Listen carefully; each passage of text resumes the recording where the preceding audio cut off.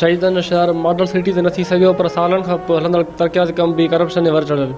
Main road जो one way जी मरम्मत जो कम जारी, निशान ॾियण लाइ भिति में पुराणी सिरिन जो इस्तेमाल।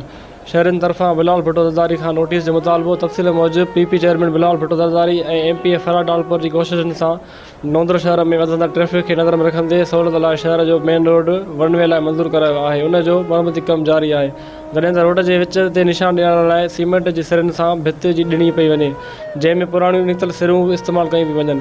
पीपल्स पार्टी जे गढ़ ऐं नौंदरो में ठेकेदार तरफ़ां अहिड़ो ज़ुल्म ऐं ज़्यादती कई वञे त पोइ ॿिए हंधि त वॾो वेल हूंदो। असां पीपी चेयरमैन बिलावल भुट्टो ज़रदारी ऐं एमपी फराद डालपुर ऐं ॿियनि वसावरनि खे अपील था कयूं त पुराणी सिरिन इस्तेमाल वारे हिन मामले जो नोटिस वरितो वञे ऐं ॿिए ठेकेदार ख़िलाफ़ कानूनी कार्रवाई कई वञे।